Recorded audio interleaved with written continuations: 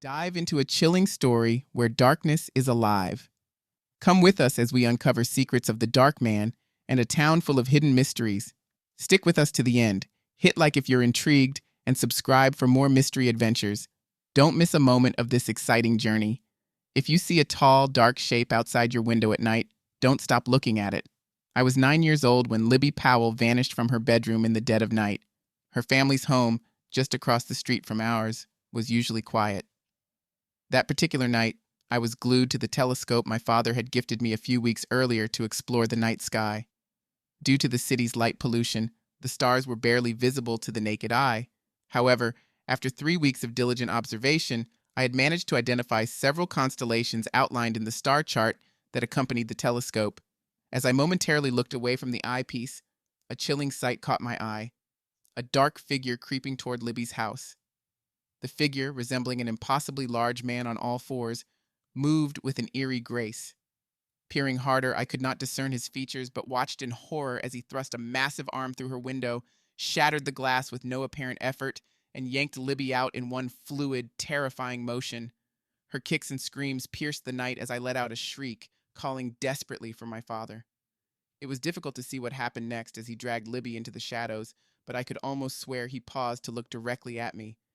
Rushing into my room, my father tried to calm me, and after extracting a coherent account, he immediately phoned the police.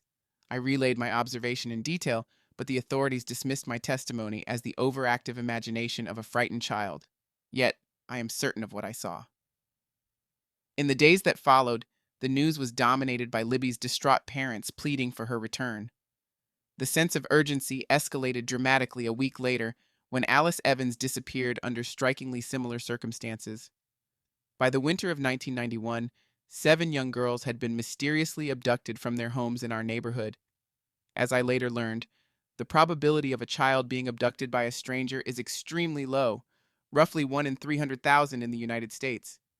This statistic only highlighted the sheer anomaly of our small community's ordeal, adding a layer of complexity and fear that gripped us all. I wasn't alone in reporting the sighting of an unusually large man, but it seemed our accounts fell on deaf ears as the local media scarcely covered them. By March of 1991, a grim discovery was made. The bodies of all 7 girls were found in the abandoned Head Start building on Ingram Street, with no suspects in sight. Soon, whispers filled the playground at school. The bodies were so brutally disfigured that each family was forced to hold closed casket funerals. My younger brother Alan was particularly devastated. Alice Evans had been his sweetheart since kindergarten, and they were always seen hand in hand. When the news of Alice's death was confirmed, Alan retreated into silence. The unresolved mystery morphed into a media sensation when the police arrested William "Billy" Stout for the murders. Billy was a familiar face in our neighborhood. Despite his towering presence at over 7 feet tall due to homocystinuria, he had the innocence of a child. His parents often let him play at the playground later in the day, avoiding the morning rush of younger children. The evidence presented at trial was shocking. They found one of Billy's shirts and a pair of his shoes with blood that matched Libby's type. Back then, DNA testing wasn't advanced enough to confirm further details. The combination of physical evidence and Billy's size led to a swift guilty verdict, ending with a death sentence. I knew Billy personally. We had traded baseball cards several times. The man I had seen that night bore a resemblance in size, but was distinctly different in demeanor from Gentle Billy. Despite my attempts to clear his name, claiming that the real perpetrator was still at large, my pleas were either ignored or brushed off as mere tall tales. By the spring of 1994, the ongoing strain prompted my father to move us a mile away from what had become a haunted neighborhood. Alan's trauma deepened. He not only remained mute, but began to react violently to any attempts at communication, necessitating his withdrawal from school. The psychiatrist at the hospital had prescribed a cocktail of medications for Alan, which mostly left him vacant, staring out the window for hours. Consequently, Dad had to employ a full-time caregiver to tend to him. Even 3 years after Libby's kidnapping and Billy's trial, I remained convinced that a monstrous figure was lurking, preying on children. I had scoured through every conceivable book on ghosts, monsters, and serial killers available at the local library. By the time I reached 7th grade, my peers had dubbed me Spooky due to my macabre interests. Despite the ostracism and whispers that I was a devil worshiper or some oddity, I managed to find solace in a small circle of friends. Among them was Stephanie Powell, whose twin sister had been taken that night. She believed, as I did, that Billy Stout was innocent.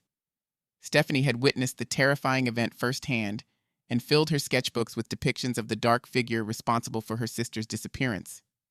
We had bonded back in 5th grade, and by junior high, we were inseparable. It was Stephanie who introduced me to Deontay Jackson, another kid whose life had been touched by tragedy. His little sister had also been taken. The trio of us, Stephanie, Deontay, and I, became fixtures at the far end of the cafeteria and spent countless hours at the library after school. Living just blocks apart, Deontay and I often walked Stephanie home in the evenings, navigating the streets that bridged the gap between our past and present lives. It was an evening in early May, the sun dipping low behind us, when Deontay abruptly stopped and whispered, "Hey, Spooky, look." He was gesturing towards a dense patch of trees next to a house on the corner.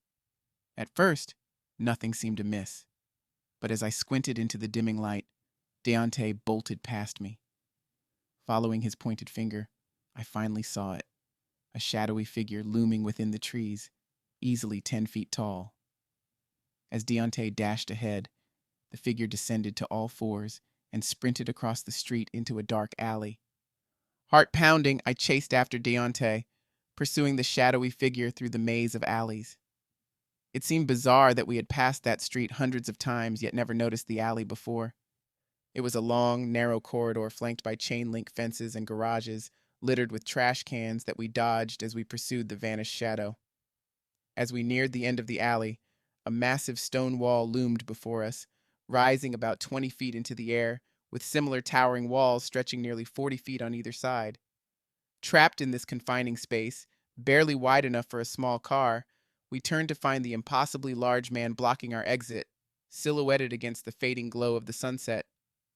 The orange-red sun cast a stark contrast on his nearly pitch-black skin, accentuating his immense size. His deep blue eyes pierced through the dim light, and as he opened his mouth, a row of almost perfectly white teeth, honed into fine points like tiny daggers, became visible. It was clear then, this creature wasn't fleeing from us. It had lured us here. Each of his steps was slow and measured as he advanced toward us, our backs against the cold stone. He lowered his head, his gaze locking onto mine, and extended his tongue to lick my cheek, which made me break down in tears. A look of frustration flickered across his face before he turned to Deontay, sniffing his chest with a grimace of disgust. Then, with an agile leap, the creature pressed one foot against the concrete wall to my left and clambered over it, disappearing into the darkness beyond. We wasted no time. Deontay and I bolted from the alley and sprinted all the way back to my house, not daring to look back. Upon arriving, my dad was still at work, but Becky, Alan's caretaker, handed us sodas as we tried to process the night's terror, taking turns speaking to Stephanie on the phone to share the chilling encounter. By the time my dad returned home, Deontay and I had already collapsed from exhaustion on the living room floor. On that Saturday morning, we waited for the sun to climb high before venturing back to the alley. Unknown to Stephanie and Deontay, I had taken a small pistol and an extra magazine from my father's gun cabinet, a precaution born out of the previous night's terror. We headed into the alley beside the patch of trees, discovering it merely looped around to the other side of the block. After several futile attempts to locate anything resembling the stone trap where the Darkman had cornered us, we found nothing. Discouraged, we redirected our focus to the small grove where the creature was first spotted. Beyond the trees, we stumbled upon a raised mound of earth concealing a gaping hole about 5.5 feet wide. None of us dared descend into the abyss. Instead, I tossed a rock down, listening as it clattered against the sides before splashing into what seemed to be a pool of water below. That's when Deontay, fueled by a mix of defiance and anger, announced, "Avert your eyes, Steph. This thing took Andrea, and I'm going to piss on its hideout." Stephanie turned away as Deontay relieved himself into the hole. Just like the rock, the sound of his stream echoed off water. But the silence that followed was abruptly shattered by a deafening roar emerging from the depths, accompanied by the chilling sound of something scraping its way upward. In a panic, We sprinted from the tree line. As we broke free, I risked a glance back and caught sight of a massive, pitch-black arm swiping viciously towards us. It was clear we had stumbled upon its lair. One might think we would have sought to seal the hole or persuade adults to intervene. However, 3 years of fruitless attempts to convince anyone of the Dark Man's existence had taught us a harsh lesson. No one would believe our story. Rather than venturing into the unknown depths we had found, we decided to return to the library, dedicating our day to uncovering anything we could about the Darkman. I settled into the paranormal section of the adult library, poring over books on ghosts, cryptids, and local legends while seated at a quiet table. Deontay and Stephanie had wandered off at some point, leaving me engrossed in my research. I had grown accustomed to the idea that they were likely tucked away in a reading room, enjoying each other's company. They had been dating for a few months, after all. Eventually, the librarian approached, breaking my concentration. "Francis, we're closing up soon. You might want to head home," she advised. I hadn't realized how late it had gotten. The library closed early on Saturdays. Stepping outside, I found Deontay and Stephanie cozily nestled together on a bench, sharing a pair of headphones connected to Stephanie's Walkman.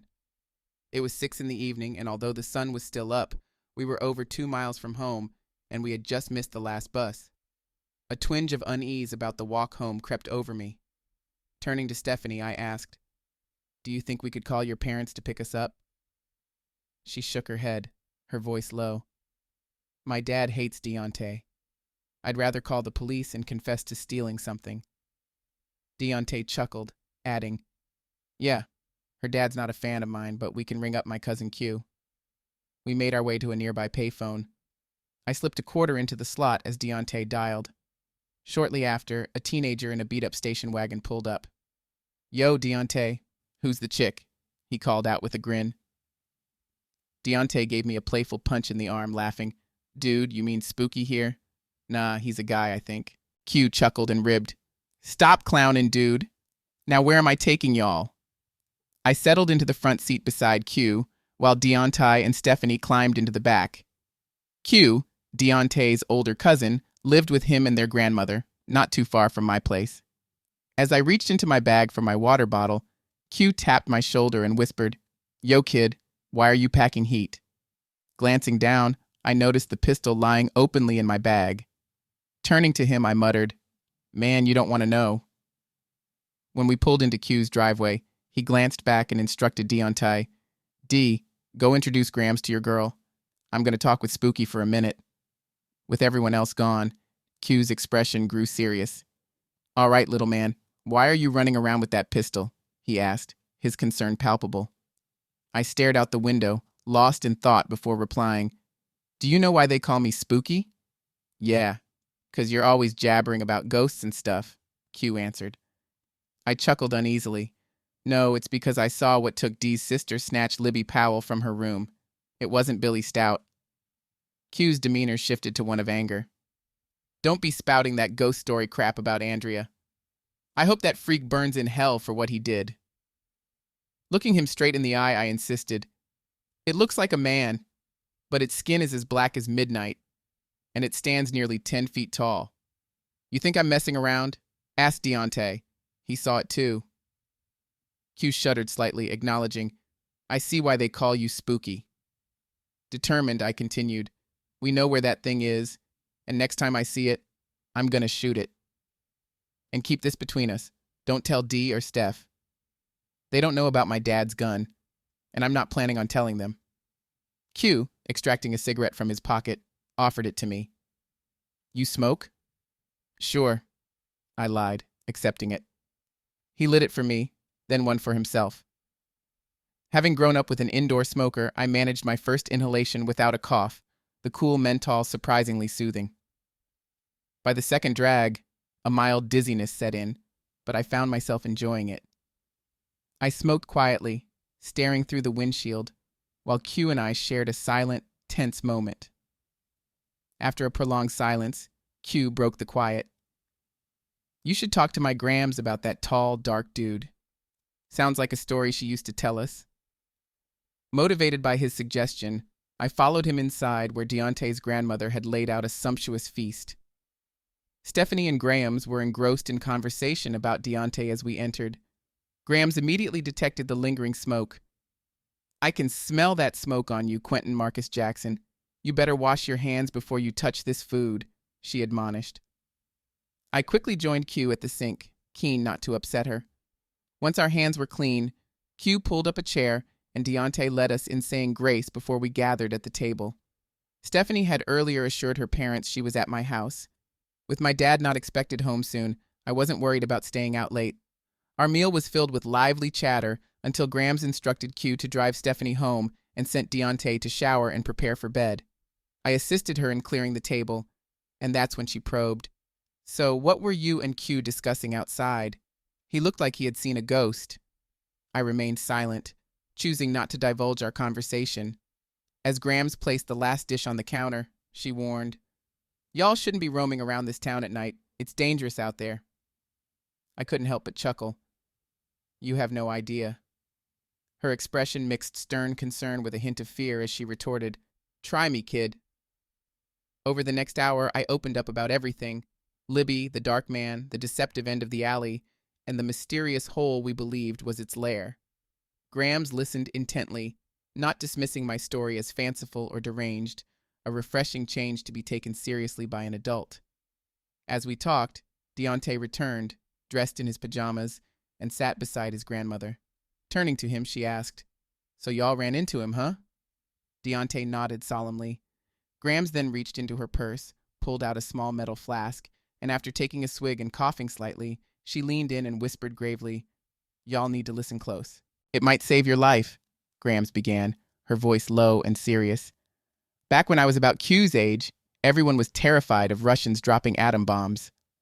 The city council decided to build a network of tunnels connecting fallout shelters underneath the city. The old Head Start building, which used to be an elementary school, had one of these shelters in its basement. My husband, Percy, was on the digging crew. He'd come home full of stories about tunneling from the school all the way to the train depot over on 3rd Avenue.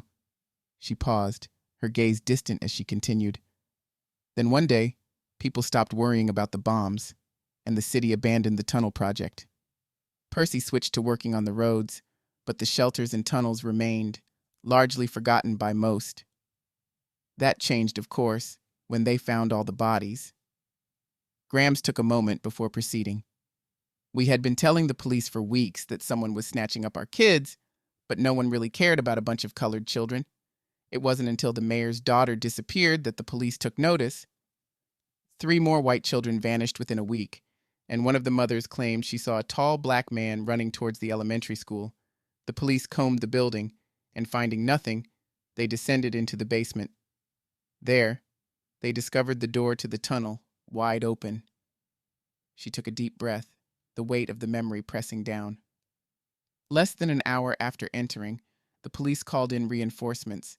They found 15 children, torn to shreds in that fallout shelter. Some had been there for months. The last girl, still barely alive, pointed into the tunnel and whimpered a scream before she died right there in front of them. Grams took another swig from her flask, coughing as she settled back in her chair and leaned forward, her eyes hardening. The police wasted no time rounding up every tall black man in the city, desperate for someone to blame. They eventually arrested Alton Park. Alton was slow-witted, sure, but he was just the janitor at the school. The trial of Alton Park was brief, concluding in less than a day with a sentence to hang. He was executed within the week. Outside the courthouse, Beatrice Stone was a figure of despair, screaming to anyone who would listen that Alton was innocent. She argued he wasn't tall enough and that the man who took her daughter had skin as black as pitch, not brown like mine or Q's. After several years in a sanitarium, her family finally brought her back home. To this day, she resides in Spring Haven Nursing Home, silent, spending her days staring out a window. I was taken aback by Graham's story, a knot of unease tightening in my stomach. After a pause, I ventured, "How is this going to save our lives?" Graham exhaled deeply and continued, "I was getting to that, son." I clutched my backpack tighter as she went on. About 10 years later, children started disappearing again, found once more in that elementary school. And once again, the blame was placed on someone simple-minded. We knew we couldn't rely on the police, so when winter came around a decade later, we took turns keeping watch over our kids. Percy was in the bedroom with our oldest, James, alternating between watching out the window and holding the shotgun. Mabel, Q's mother, and her brother Ozzy were in bed when the creature appeared. Percy described it as a shadow at first glance. Jesse was with him, holding the shotgun. He fired directly into its chest when it materialized, eliciting a blood-curdling howl. Mabel and Jesse screamed and ducked to the floor as the creature reached in, seizing James by the arm and hurling him against the wall, knocking him unconscious. As Percy scrambled for the gun, I grabbed Jesse, pulling him back. Mabel sat frozen on the floor as the creature leaned down, sniffing her, then turned its gaze to Jesse. Just as it reached for him, Percy reloaded the shotgun and blasted a volley of buckshot directly into the creature's face. It howled as it leapt out the window, disappearing into the darkness. Grams, with a somber expression, handed the flask to Deontay, instructing, "Drink up, son. You too, Francis." Deontay took a hesitant swig, grimaced, and passed it to me. The liquid burned my throat as I took a small sip, then handed it back to Grams. She sighed, taking the flask and reflecting aloud. Jesse was the sweetest little boy you could ever meet. Mabel, though, she was a bit of a troublemaker. Her tone shifted as she recounted a conversation with Ethel Pearson from church. Ethel told me how her twin girls were in the same bed when it took one and left the other. She watched in horror as it recoiled from the surviving girl with a look of disgust. Apparently, the girl had just been caught stealing from her mother's room. Deontay, looking thoughtful, broke the silence, but Grams quickly patted him on the head with a wry smile. Now, don't go setting a church on fire or anything, but try to do at least one thing every day that would get you in trouble if you got caught.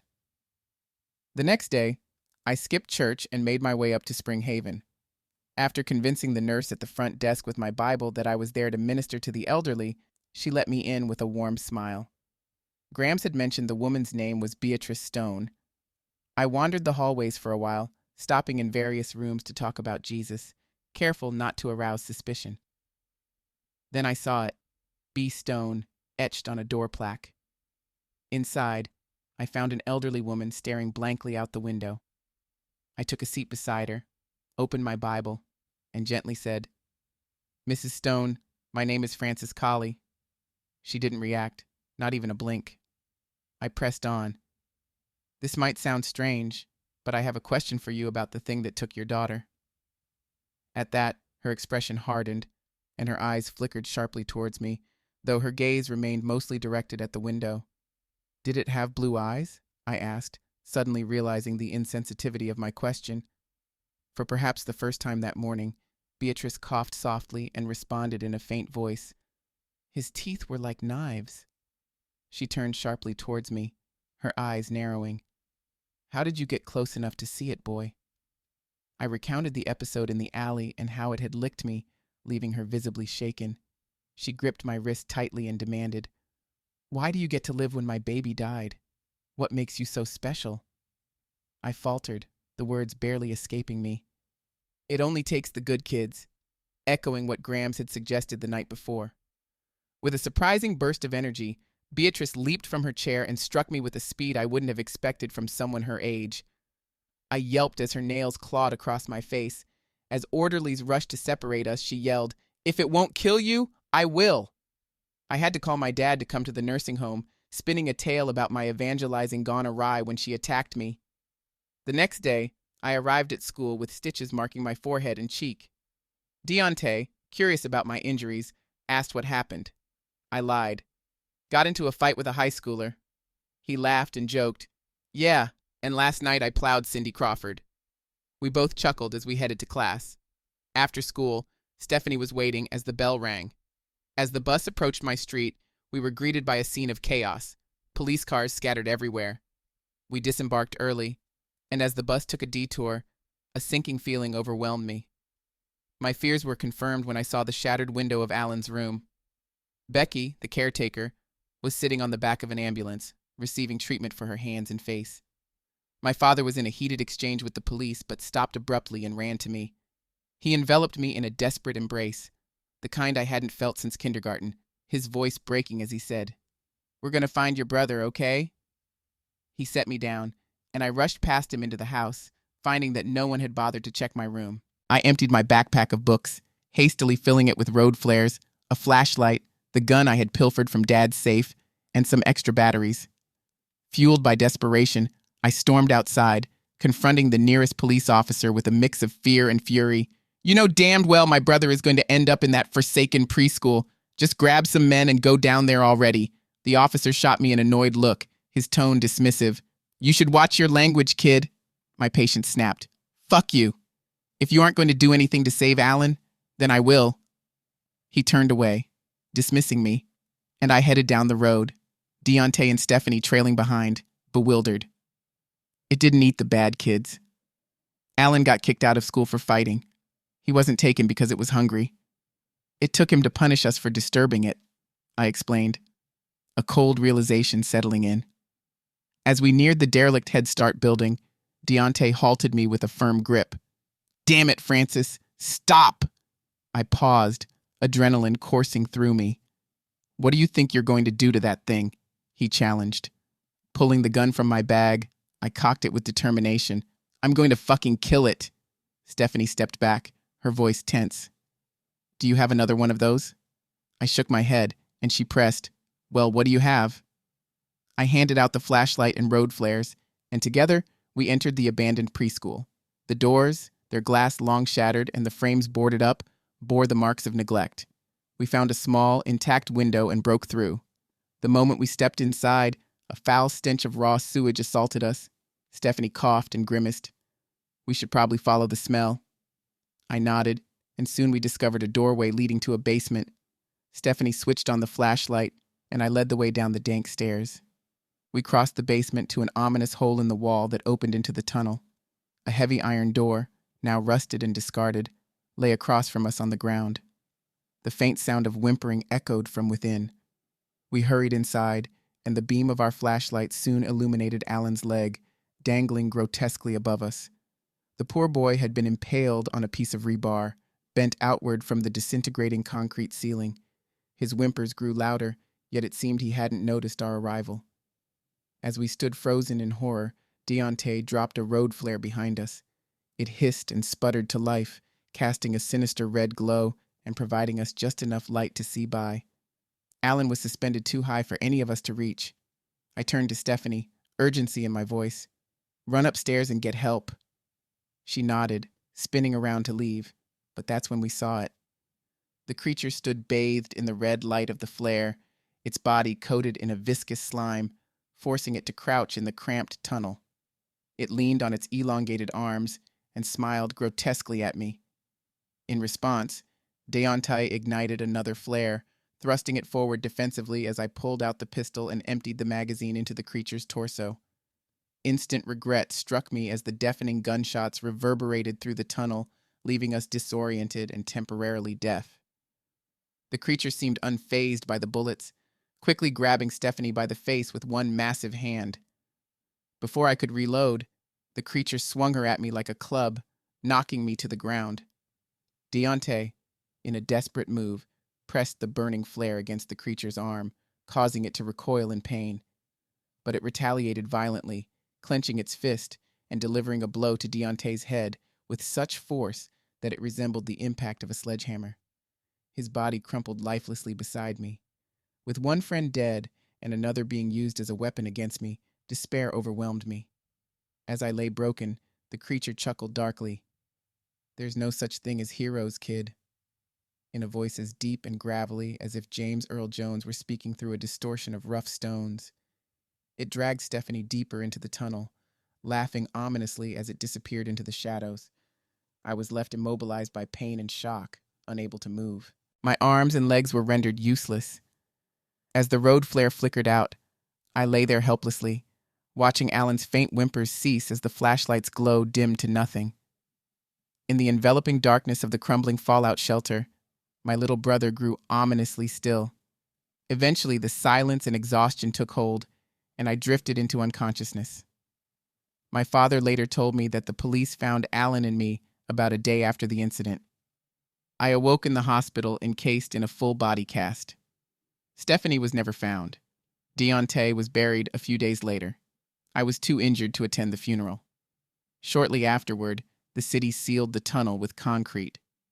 Whether the dark man was entombed within, I couldn't say, but considering that children still vanish from our town every decade or so, I suspect it found another haunt. Once I was strong enough to walk again, my father relocated us to a neighboring state for a fresh start. Now, at nearly 40, with children of my own, I've taken an unconventional approach to parenting. It might seem odd, but from the moment they could discern right from wrong, I've encouraged them to misbehave occasionally. It may not earn me any parenting awards, but curiously, nothing sinister has ever attempted to snatch them away. The creature, it seems, only preys on the good kids, yet it does not hesitate to harm the bad ones. Why it spared me, I still ponder to this day.